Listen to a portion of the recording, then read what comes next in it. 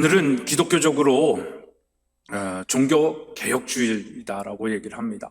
그래서 10월 마지막 주일을 종교개혁주일이라고 하는데, 종교개혁은 1517년 10월 31일 독일의 비텐베르그 대학의 구약 및 히브리어 교수였던 34세의 젊은 마틴 루터 신부였죠. 그가 비텐베르그 성당문에 로마 가톨릭의 문제가 뭐다라고 하는 그 문제를 지적하면서 95개 조항을 적어서 문에 붙입니다. 마틴 루터는 이 일이 유럽 대륙을 뒤흔드는 종교개혁으로 발전되리라고 생각하지도 못했습니다. 단지 로마 가톨릭의 부패와 모순, 그래서 그것을 신학자의 입장에서 발전적인 논의를 하고 싶었을 뿐입니다. 하나님은 이미 이 땅에 어그러진 교회를 다시 개혁하고자 하는, 원초적인 것으로 다시 회복시키고자 하는 하나님의 마음이 있었던 것이죠. 그래서 당초 생각과는 달리 이 95개 조항이 종이로 인쇄되어서 전 유럽에 퍼지기 시작을 합니다. 그리고 그동안 로마 가톨릭의 부패에 대하여 참고 있었던 귀족과 평민들이 힘을 합해서 종교개혁의 불길을 일으키고, 그래서 삽시간에 유럽 전역으로 퍼뜨려진 것입니다. 이 종교개혁으로 시작된 것이 바로 우리 개신교라는 것입니다. 그래서 유럽 각국에서 일어난 종교개혁은 나라마다 각기 다른 모습을 띠고 있었지만 공통된 신조가 있었습니다. 그것을 세계로 압축할 수 있는데, 오직 성경, 오직 믿음, 오직 은혜인 것입니다. 사랑하는 여러분, 오직 성경, 오직 믿음, 오직 은혜, 여러분에게 이 세 가지 신조는 오늘 어떤 의미가 있을까요? 성경, 믿음, 은혜도 이미 세속화된 문화 속에서 낯설고 일상에서 먼 이야기이고 주일에 그냥 교회 와서 듣는 단어로 전락되어져 있지 않습니까? 더욱이 오직이라는 단어를 붙여서, 오직이라는 부사를 붙여서 오직 성경, 오직 믿음, 오직 은혜, 오직이라는 말에 거부감이 생기고 너무 고루하게 느껴지는 표현이라고 생각되어지지는 않습니까? 저는 이것이 우리 안에 회복되어야 할 진정한 개혁이라고 생각을 합니다. 개혁은 영어로 리포메이션이다 라고 얘기를 합니다. 요즘 가구들을 리폼한다, 리폼한다 라고 얘기하잖아요.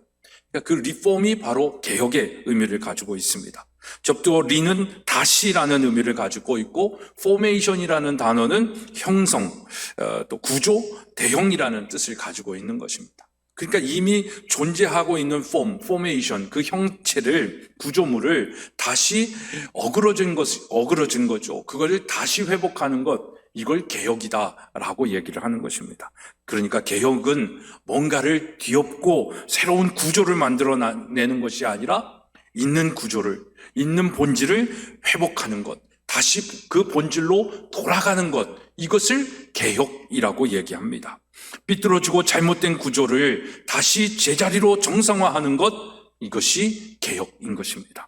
오늘 우리가 다시 회복하고 정상화해야 할 우리의 신앙, 이것이 회복될 때 진정한 개혁이 일어나는 것입니다. 종교개혁은 그렇게 부패한 구교, 오늘날로 말하면 천주교적 종교를 다시금 하나님의 것으로 회복하고 돌려놓자는 무브먼트였습니다. 그래서 현대 교회의 부패를 보고 오늘날에도 제2의 종교개혁을 주장하는 사람들도 많이 있습니다. 맞습니다. 필요합니다. 그러나 여러분, 진정한 개혁은요, 타자를 향해 부르짖는 것이 아니라 나 자신을 향해 외치는 소리입니다. 지난 월요일날 거룩한 빛 광성교회 원로 목사님이시죠, 정성진 목사님과 만나서 식사하고 대화할 기회가 있었습니다. 그때 여러 가지 얘기를 하다가 목사님이 개혁에 대하여 말씀하시는데 저의 마음속에 공감도 되어지고 얼마나 감동이 되었는지 모릅니다. 개혁은 다른 사람을 향하여 외치는 소리가 아니다. 개혁은 나 자신을 향하여 하는 소리다라는 거예요. 이 말은 쉽게 얘기하면 제가 자주 말씀드리죠. 너나 잘해가 아니라 나만 잘하자, 나라도 잘하자, 이게 개혁의 외침이다라는 것입니다. 개혁하라, 정치 개혁하라, 뭘 개혁하라, 개혁하라라고 얘기하는 그 외침은 나로부터의 시작입니다. 다른 사람한테 개혁하라고 하면서 자기는 전혀 리폼되어지지 않는, 다시 본질로 돌아가고 하나님의 창조의 피조물의 마음과 생각과 목적으로 돌아가지 않으면서 다른 사람들을 향하여 개혁하라고 외친다면 그 개혁은, 그 외침은 울리는 꽹과리와 같을 것입니다. 오늘 우리가 다시금 기본으로 돌아가기 위해 오직 성경, 오직 믿음, 오직 은혜라는 이 세 개의 신조를 가지고 다시 우리가 회복해야 하고, 다시 창조의 하나님의 그 형상을 회복해야 할 것이 무엇인지를 생각해 보고자 하는 것입니다. 첫째, 오직 성경입니다. 여러분, 오직 성경의 의미는 오직 성경에만 권위가 있다라는 것을 얘기하는 것입니다. 중세시대 로마 가톨릭 교회에서는 교황의 말을 성경의 말씀과 동일하게 생각을 했습니다. 어떤 경우에는 성경의 말씀보다 교황의 말을 더 우위에 놓기도 했습니다. 그 당시에는 교황만이 성경을 해석할 모든 권한을 가지고 있었고, 거기에 교황은 절대 권력자의 그 권력도 가지고 있었습니다. 그러니 성경의 권위를 가진 자가 권력까지 가지고 하나님의 말씀을 이야기하며 하나님의 나라를 이루어 가야 하는데, 인간의 권력에 대한 끝없는 욕심이 부패하고 타락하여 하나님의 말씀의 권위까지 오용하며 가장 부패한 세상을 만든 것입니다. 종교개혁자들은 성경만이 절대 권위가 있다라고 인정한 것입니다. 여러분, 권위를 인정한다라는 것은 무엇을 이야기할까요? 기준이 되어진다라는 것이죠. 그 권력, 그 권위대로 우리가 따라가는 것이죠. 그래서 성경만이 권위가 있다라는 건 성경이 삶의 기준이 되어지는 거죠. 이 땅의 모든 것의 기준이 되어지는 것입니다. 그래서 성경을 우리가 바이블이라고 얘기하지만 또 다른 명칭을 캐논이다라고 얘기하는데, 이것은 우리가 길이를 대는 자, 룰러의 의미를 가지고 있습니다. 그러니까 자가 가지고 있는 기능은 뭐예요? 모든 길이를 재는 기준이 되는 거잖아요. 그것처럼 성경은 우리의 삶의 모든 기준이 되어진다라는 것입니다. 그래서 오직 성경은 내 삶의 원칙이고 기준이 되어지는 것, 이것이 성경의 권위를 인정하는 것이죠. 이것은 하나님과 나와의 약속을 의미하는 것입니다. 그래서 성경의 말씀이 내가 지켜야 할 법이고 약속이기 때문에 오직 성경의 말씀을 지킬 때 우리의 삶에 하나님의 은혜와 축복이 임하는 것이죠. 그래서 성경의 권위를 지키는 삶을 하나님께서 보호하여 주시고 책임져 주시는 것입니다. 때를 따라 공급하여 주시는 것이죠. 우리의 필요를 채워주시는 것이죠. 여러분, 이 성경의 권위가, 이 성경의 말씀이 여러분들의 삶의 모든 기준과 매뉴얼이 되어지기를 소망하고 축복합니다. 여러분, 정말 내가 하나님의 말씀인 성경이 기준이 된 삶을 살아가는 것, 이것이 오직 성경의 삶을 살면서 나를 개혁하는 것입니다. 내가 다시 하나님의 형상을 회복하고 하나님의 폼으로 리폼되어지면 세상은 변하기 시작하는 거예요. 세상이 변하지 않는 이유는 뭐예요? 내가 변하지 않고 있기 때문입니다. 내가 개혁되지 않고 있기 때문이에요. 내가 개혁되지 않고 있다는 건 뭘 이야기하는 거예요? 내가 성경의 말씀대로 살고 있지 않다라는 거예요. 내 시간과 물질과 공간과 모든 관계 속에 성경이 기준이 아니라 이 세상의 기준과 흐름과 유행과 그 방법대로 쫓아가고 있는 거예요. 그러면서 교회를 개혁하라고 하는 외침이니 교회가 개혁이 되겠습니까? 교회가 누군데? 여러분들 자신 아닙니까? 우리가 모여있는 곳이 교회이지 교회라고 해서 다른 게 아니지 않습니까? 교회는 어떻게 보면 죄인들이 구원받고 하나님의 은혜를 알기 때문에 모이는 곳이잖아요. 그러니까 가장 문제가 많을 수 있는 곳이에요. 그러니까 그 문제를 해결하기 위해서는 누가 변해야 되겠어요? 내가 변해야 되는 거예요. 내가 변한다라는 건 뭐예요? 이제까지 세상의 방법대로 내 마음대로 내 중심대로 내 욕심대로 살았던 것을 이제 성경의 기준대로 성경의 말씀대로 살겠다라고 변화되어지는 거예요. 다시 리폼되어지는 거예요. 다시 하나님의 형상을 회복하는 거예요. 이게 오직 성경의 삶입니다. 사랑하는 여러분, 성경 66권은 그냥 있는 것이 아닙니다. 1500년 동안 40명의 저자가 각기 다른 직업과 삶의 배경과 형편 속에서 살던 사람들이 기록한 책입니다. 오랜 시간에 걸쳐서 다 다른 삶의 배경과 저자들이 기록한 책임에도 불구하고 놀라운 일관성을 가지고 있어요. 그리고 66권 모두 예수 그리스도를 통한 죄의 구원을 이야기하고 있고, 무엇보다도 하나님이 우리 한 사람 한 사람을 얼마나 어떻게 사랑하시는지를 써놓은 것이에요. 그걸 하나님이 1500년 동안 40명의 저자를 통하여 그렇게 세월 속에서 적어놓으신 우리를 향한 러브레터라는 겁니다. 사랑의 편지예요. 나를 얼마나 사랑하시는지를 읽을 수 있는 것이 바로 이 성경의 말씀이에요. 그래서 1500년 동안 40명의 각기 다른 삶과 문화 속에 살던 사람들이 일관되게 이야기하고 있는 건 하나님이 나를 얼마나 사랑하시는지, 나를 사랑하시기 때문에 아들 예수 그리스도를 보내셔서 아들을 죽이기까지 희생시키면서 나를 입양하신 그 사랑이에요. 그 사랑을 적어 놓으신 거예요. 그래서 모든 성경은 하나님의 감동으로 기록된 것으로 교훈과 책망과 바르게 함과 의로 교육하기에 유익한 거예요. 이는 하나님의 사람으로 온전하게 하며 모든 선한 일을 행하기에 온전하게 하려 합니다 라고 말씀하고 있습니다. 여러분, 정말 오직 이 성경은 그냥 글자가 아닙니다. 살아 생명력 있는 하나님의 마음이에요. 하나님의 사랑이에요. 하나님의 희생이에요. 하나님의 죽음이에요. 또 살리시는 은혜예요. 그래서 우리를 이 땅에서 어떻게 살아야 하는지를 가르쳐 주시는 거예요. 바르게 의롭게 살아야 한다라는 것을 알려주시는 거예요. 그리고 그렇게 산 사람들이 이 땅에서 온전하게 되어지고 모든 것을 가능하게 하는 그 능력을 주시는 말씀이다라는 것입니다. 오늘 이 성경이 여러분들에게 어떤 존재입니까? 성경은 정말 우리가 사랑해야 할 하나님의 마음이죠. 그래서 먼지를 쌓아놓을 책이 아니다라는 겁니다. 그냥 일주일에 한 번 들춰볼 수 있는 책이 아니라는 것이죠.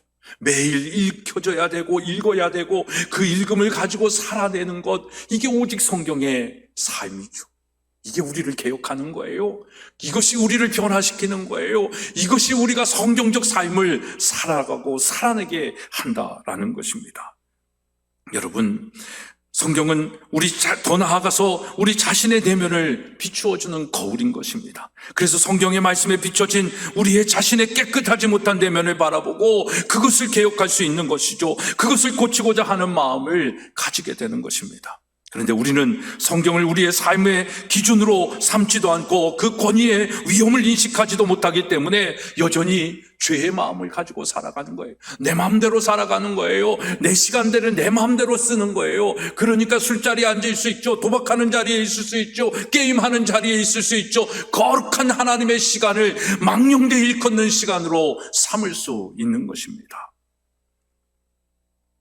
그리스도인은 성경의 권위를 인정하고 하나님의 말씀인 성경을 통해 나를 개혁하고 세상을 변화시키고 세상을 통해 살아가는 사람들인 것입니다. 여러분, 우리는 종교개혁의 후예들입니다. 종교개혁의 정신으로 살아야 한다라는 이유가 여기 있습니다. 우리는 얼마나 오직 성경의 삶을 살아가고 있습니까? 성경이 기준이 된 시간과 물질과 우리의 인간관계를 살고 있냐라는 것이죠. 여러분, 오직 성경의 삶을 사십시오. 자신 있게 말씀드릴 수 있는 건 그런 삶은 진짜 행복합니다.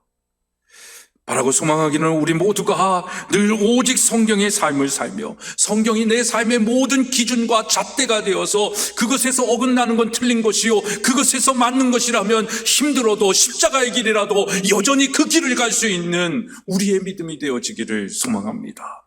그렇게 오직 성경의 삶을 살아갈 때 하나님이 우리와 가까이 계신 거예요. 하나님의 형상이 내 삶 가운데 회복이 되어지는 거예요. 하나님의 형상이 회복된 내 삶은 얼마나 아름다운지 몰라요. 얼마나 이쁜지 몰라요. 얼마나 멋진지 몰라요. 그 삶을 살아가는 거예요.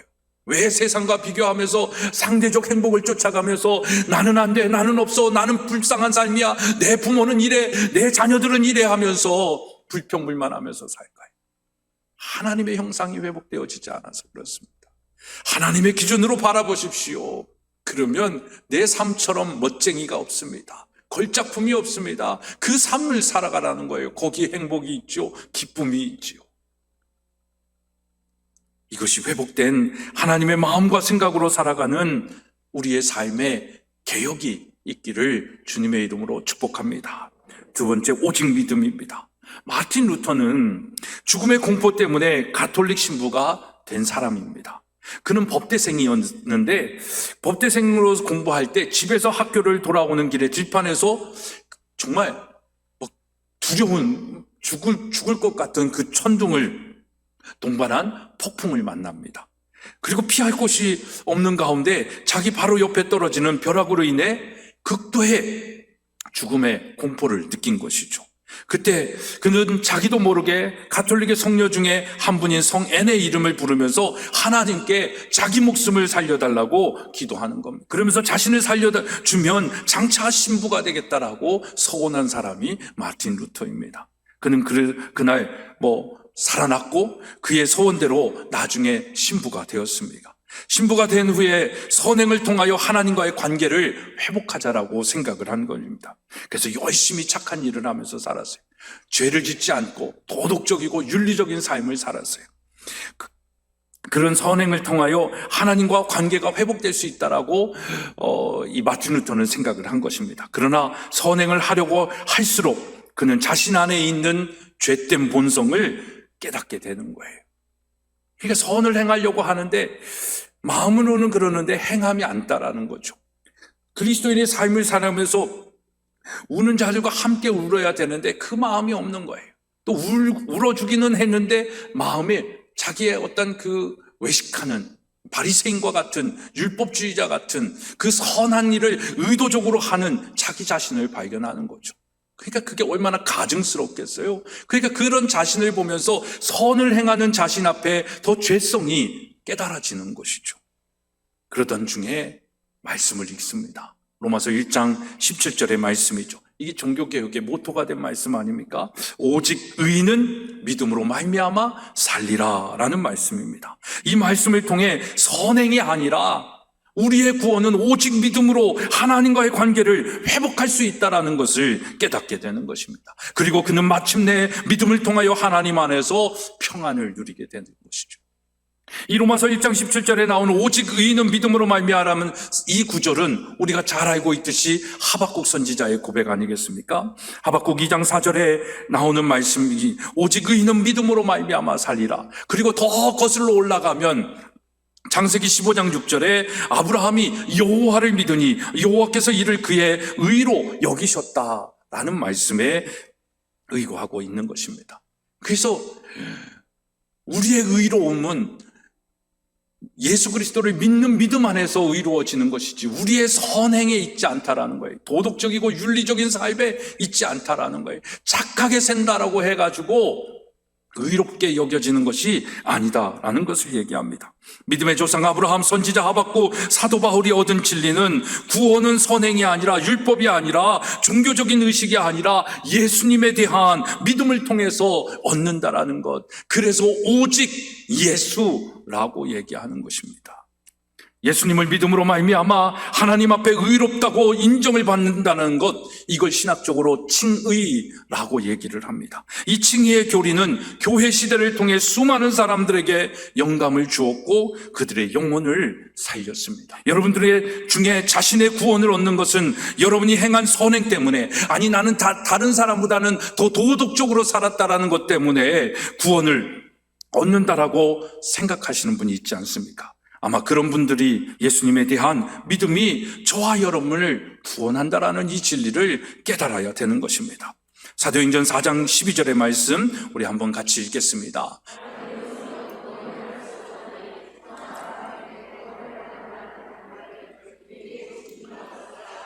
요즘 포스트 모더니즘 속에 종교다원주의 시대 속에 왜 꼭 기독교만 구원이 있다라고 얘기하냐? 불교에도 있고 이슬람에도 있고 천주교도 있고 다른 종교에도 있고 내가 착하고 도덕적이고 윤리적으로 살면 되는 것이지 왜 예수냐? 라는 얘기들을 많이 하지 않습니까? 그 답은 여기에 있습니다. 하나님이 이 세상을 창조하시고 하나님께서 구원받을 다른 길을 이 세상에 주시지 않았어요. 우리는 그걸 믿는 거예요. 그것이 다른 길에 있다라고 믿는 것이 뭐예요? 그게 이단이죠. 그것을 믿는 신학자들의 교수들이 있다면 그들이 이단이죠. 성경의 말씀, 오직 성경을 믿는데, 그 성경의 진리의 말씀을 믿는데 다른 이로는 구원을 얻을 수 없다, 다른 방법으로는 구원을 얻을 수 없다, 너희들이 아무리 착하고 도덕적이고 상대적 윤리의식을 가지고 산다고 한들 그것이 의로움을 이야기할 수 없다라는 것 아니겠습니까? 여러분은 무엇을 믿고 있으십니까? 요즘 오직 믿음은 이것을 믿는 믿음입니다. 이 세상에 그 어떤 것도 우리를 구원할 수 없다라는 것. 오직 믿음, 이것이 우리를 세상과 타협하지 않고 승리하는 삶을 살며 구원의 영광을 누리게 하는 것입니다. 오직 예수 그리스도만이 우리의 구원자 되심을 믿는 자가 그래서 승리하고 성공하는 인생 속에 아무것도 염려하지 않고 근심하지 않고 두려워하지 않는 삶을 사는 거예요. 오직 믿음에 이 믿음이 없기 때문에 이 세상을 세상의 방법으로 살려니까 근심할 수밖에 없죠. 염려할 수밖에 없죠. 두려워할 수밖에 없습니다.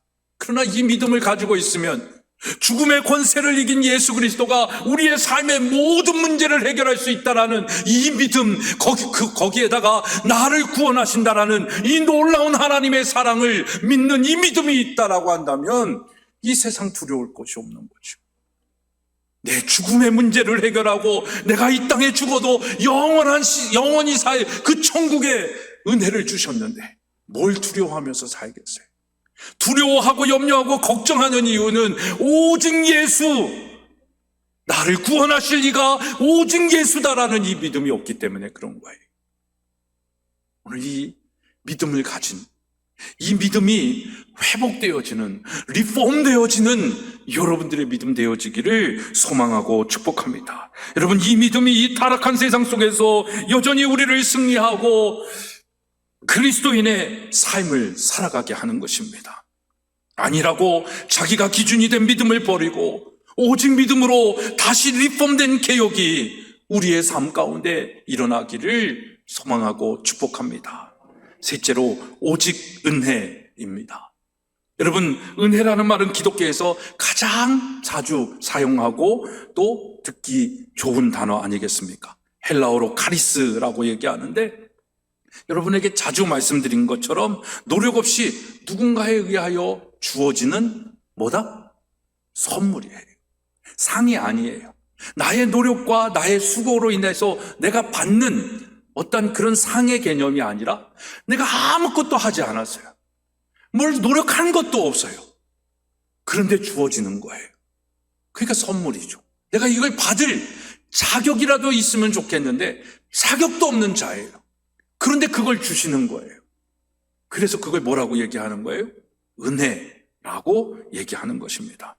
여러분, 기독교에서 구원은 나의 공로와 관계없이 오직 예수 그리스도, 그분을 믿을 때 하나님이 주시는 은혜의 선물입니다.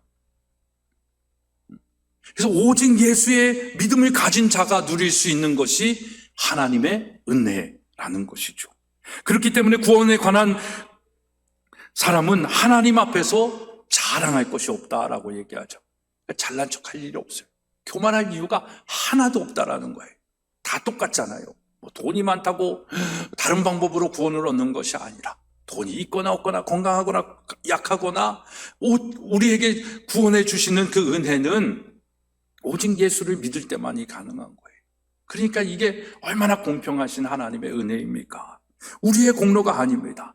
예수 그리스도의 공로로 주어지는 거예요. 근데 이 은혜마저도 우리는 참 누리지를 못해. 거저 주시는 것이니까 너무나 값싸게 생각하는 거예요. 여러분, 우리가 살아갈 때 가장 귀하고 돈으로 살 수 없는 건 하나님이 거저 주셨다라고 얘기하잖아요. 다시 말하면 은혜란 죄 지은 자에 대한 하나님의 선물이에요. 사랑이에요. 그 사랑에는 근데 값이 없다라는 것입니다. 그래서 선물이죠. 바울은 에베소서 2장 8절과 9절에서 그래서 이렇게 얘기합니다. 우리 함께 읽겠습니다. 시작.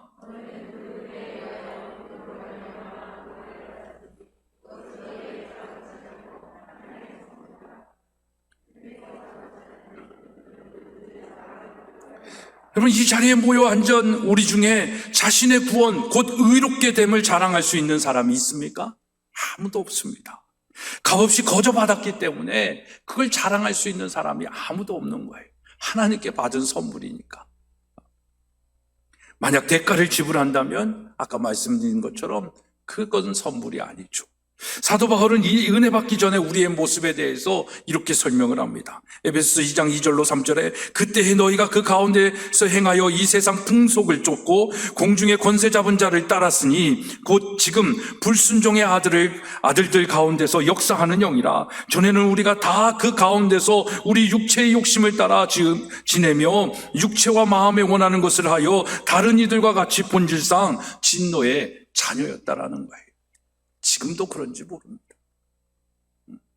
오직 은혜를 받은 사람이 아니라고 한다면, 다른 은혜를 구하며 살고 있다라고 한다면, 다른 어떤 권력의 힘에 은혜를 구하고 돈이 가지고 있는 이 만문의 신의 돈의 은혜를 구하며 돈으로 무엇을 하면서 살겠다라고 생각을 하고 나의 재능과 나의 능력으로 내 스스로가 뭘 하면서 살겠다라고 하면서 나 자신의 세상의 은혜를 구하고 살고 있다라고 하면 우리는 여전히 진노의 자녀들일 뿐인 것입니다. 이 말은 이미 사형 선고를 받았고 사형 집행을 기다리는 사형수와 같다라고 할 때 진노의 자녀들이다 라고 얘기를 하는 것입니다. 그와 같은 우리들을 하나님이 하나님의 은혜로 말미암아 구원 얻게 하여 주셨고 의롭게 하여 주셨습니다. 이게 정말 아멘 되어지기를 축복합니다. 이걸 받아들이는 게 믿음이고, 그 믿음이 있을 때 야, 이것이 은혜구나 라고 얘기할 수 있는 거예요. 그래서 찬송가 310장이죠.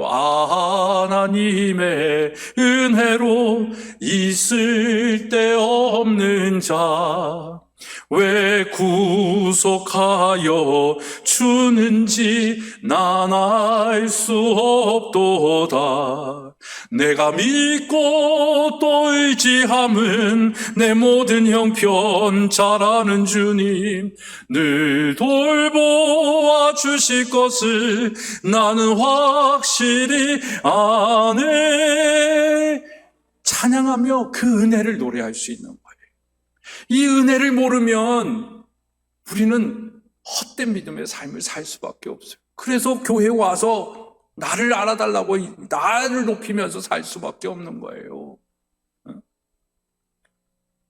이게 개혁되어져야죠.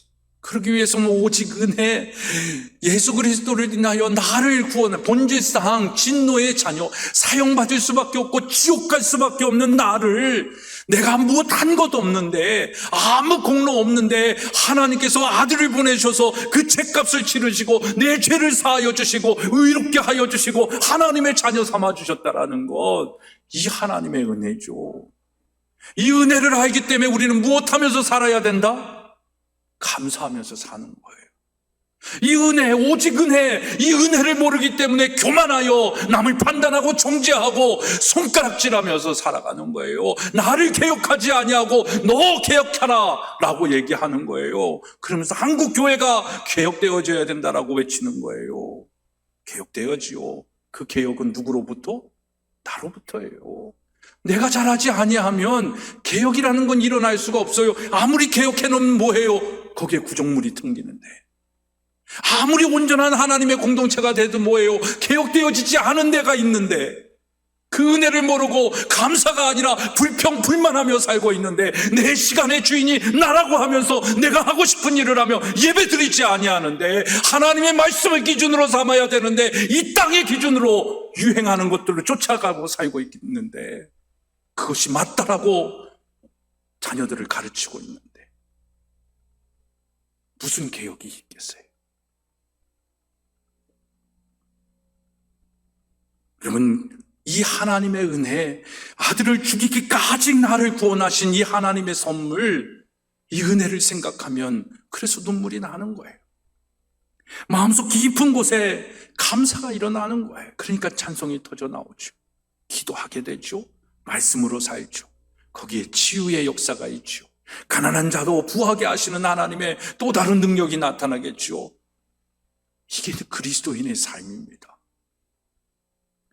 여러분 속에는 하나님의 은혜가 얼마나 솟아나고 있습니까? 가뭄에 메말라 붙은 시내처럼 은혜가 메말라가고 있지는 않습니까? 그래서 자기도 모르게 말과 행동에 가시가 있어서 다른 사람을 찌르고 있는 것입니다. 그렇다면 여러분의 은혜의 샘이 메말라 있다면 생수의 근원이 되시는 예수님께로 더 가까이 가야 되지 않을까요?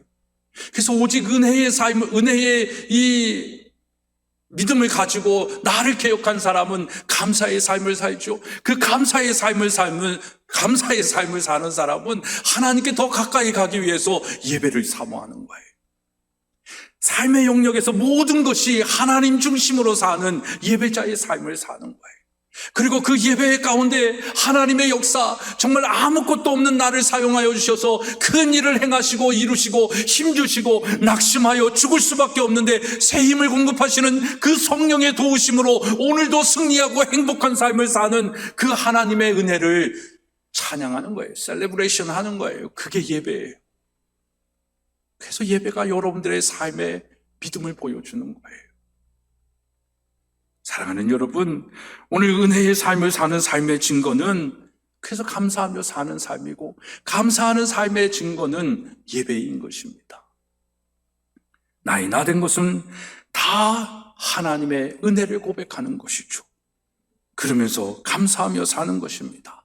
그러면 여러분들의 예배가 회복이 됩니다. 그래서 오직 은혜로 감사와 예배자의 삶을 사는 그리스도인의 삶에는 마르지 않는 기쁨과 평안이 있어요. 이 샬롬의 축복입니다. 그러니 행복하겠죠.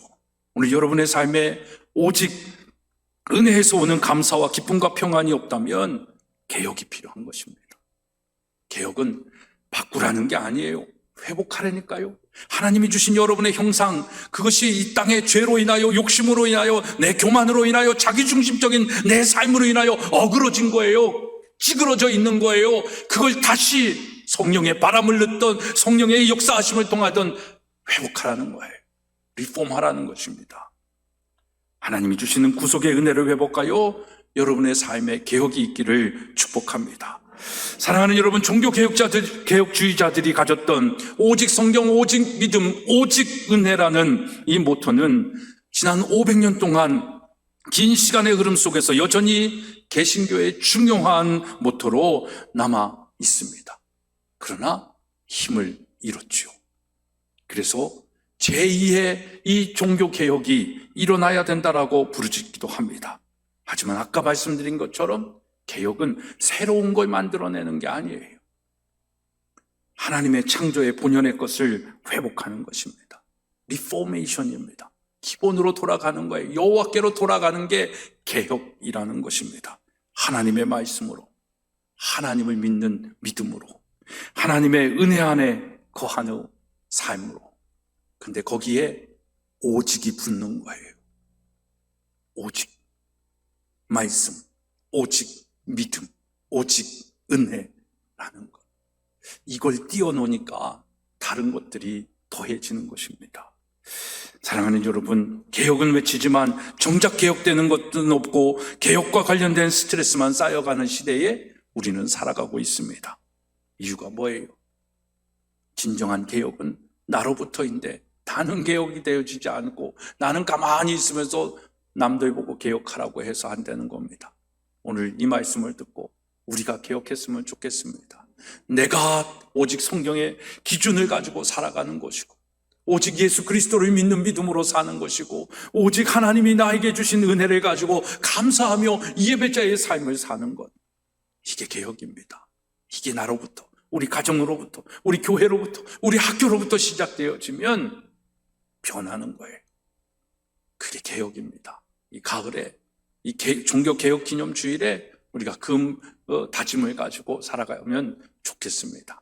정말 우리의 삶 속에 나로부터, 나만이라도 오직 성경, 오직 믿음, 오직 은혜로 살자라는 그 삶을 오늘부터 살아내는 죄가 되고 여러분이 되고 우리가 될 때 이 땅에 개혁의 놀라운 일들이 일어나게 될 줄로 믿습니다.